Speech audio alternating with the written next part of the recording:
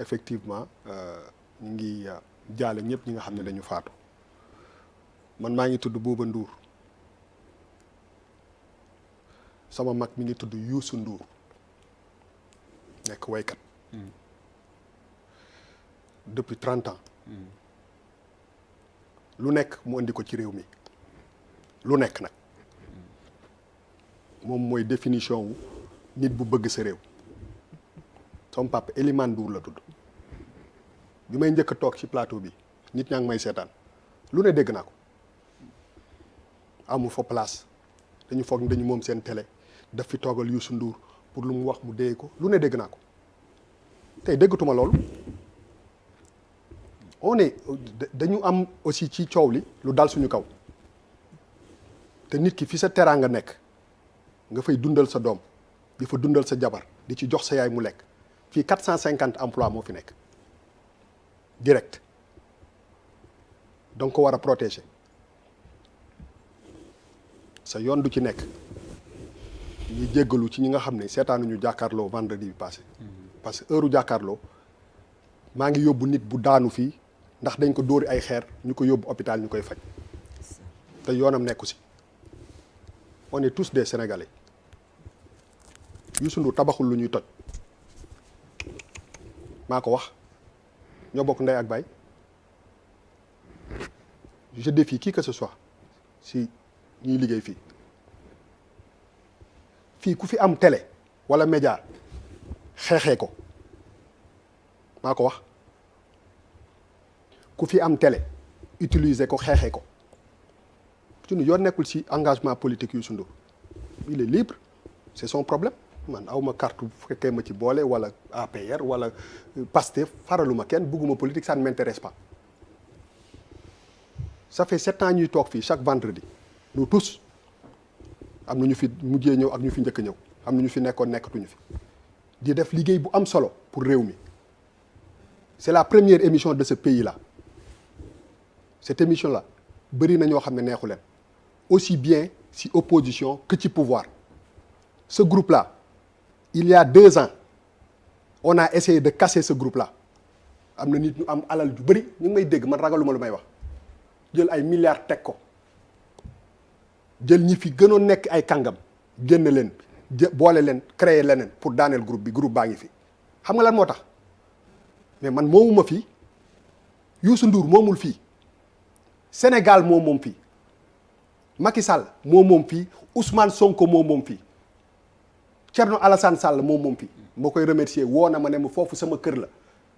professeur Babacar Diop moom fii woo na ma ne ma fii sama kër la Malick Gakou moom fii ku ko utiliser yaa ko moom ku ko utiliser wul yaa ko moom fii naaféq amu fi on est libre ay remercier di rendre hommage tous nos vaillants journalistes Alaaji Assane Gueye Babacar Fall keroog bi nga jàkkaarloo Macky Sall ci biir palais bi 31 décembre daaw xamoon naa ni doo ñëwaat ren waaw Pape Djibril Fall Charles Faye Abdoulaye Der Malal Talla ak yow ñëpp Fatou Kiné Deme Chérif Diop Souleymane Niang des pères de famille digne faale wuñu kenn dañuy daan seen doole dañuy défendre seen outil de travail détermination bu Ousmane Sonko taxaw jàkkaarloog état ne ko defuma lii da nga may bëgg a faagaagal addina bi yëpp taxaw mu xeex ñoom ñun détermination boobu la ñu am pour défendre lu ñu liggéey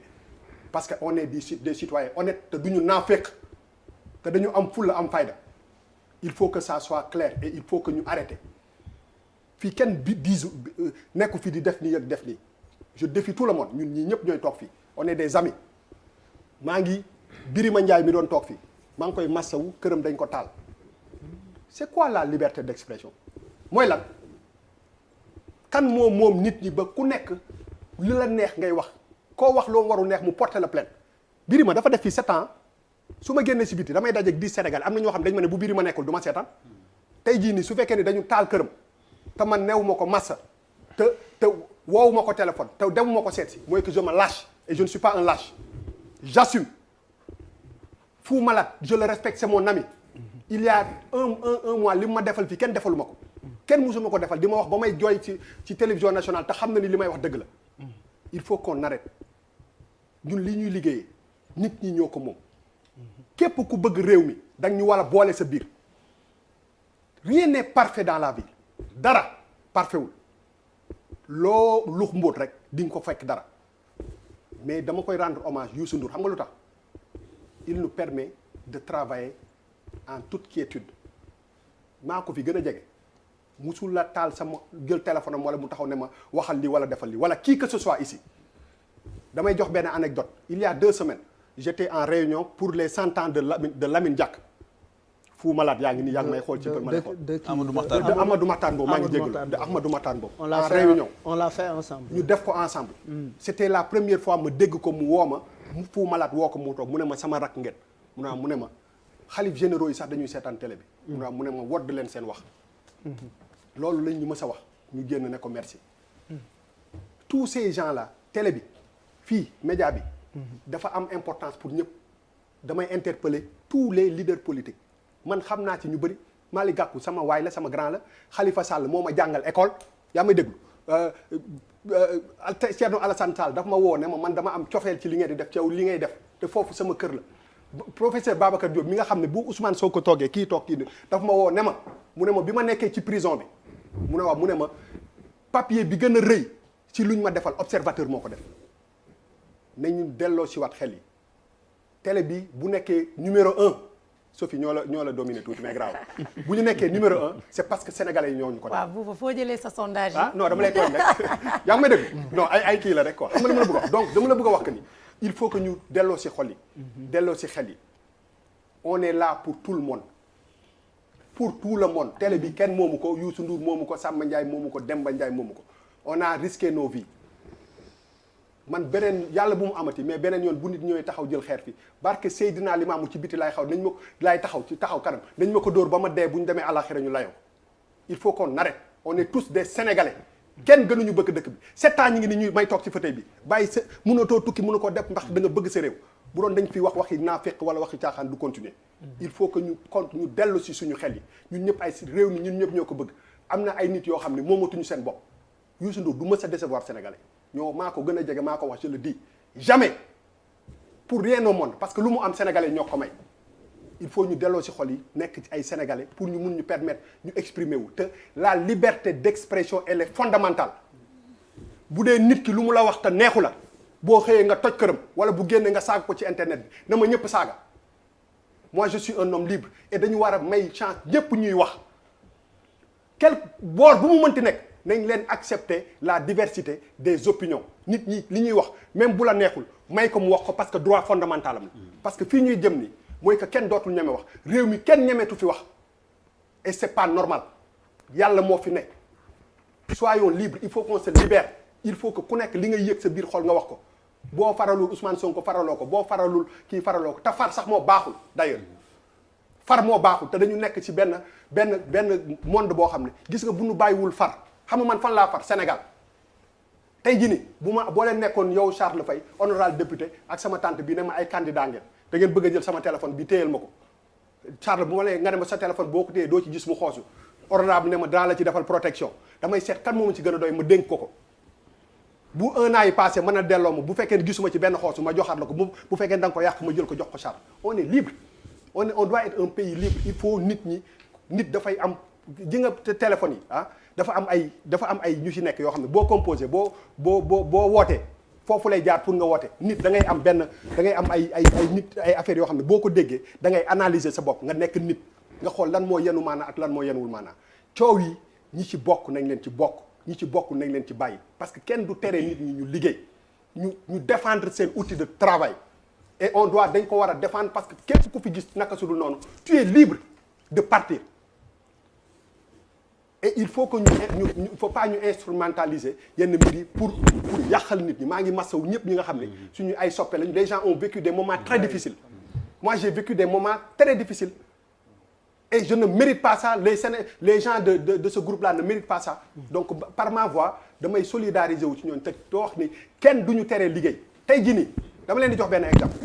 il y a beaucoup de gens dëgg rek la yàlla bëgg il y a beaucoup de gens qui nous reprochent nañu bi gars yi di def manifestation yi pourquoi nekku leen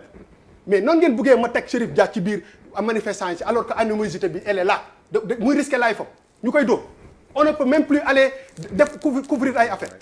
mais man dama ñeme Charles Faye mi ba koy xool sax bëtu yow dañ lay def loo dañ lay manipuler wala ma ñeme Alaaji Assane Gueye ay kilifa yu toll noonu mais nit ñi mënatuñ sax dem def seen liggéey et que ñu koy cautionner te man dama bëgg dara lu leer gis nga nit da ngay wax te yàlla tax bu ma ànd ak yow nga teg dara loo xam ne du nekk damay tourner na la li nga wax ni du dëgg du yoon il faut qu'on ait le courage de se dire les vérités quelle que soit la personne bi nga ko war a wax waroo ko ragal on a vu des gens qui ont fait des sorties qui sont allés dans d'autres télés et nous kilifa je t'interpelle il y a un an et demi kilifa a traité les Sénégalais de lâches neexul kenn fii lañ ko teg TFM mu wax jéggalu ma jël kàddu gi keroog façon témoignage bu ne defal naa ko parce que on est des frères mais il faut pas que ñu def benn affaire boo xam ne ça met la vie des gens en danger mu mel ni yow problème bi yow yaay ci këru problème bi il faut qu'on arrête on est des Sénégalais te kenn mënuñu gën a nekk Sénégalais CNRA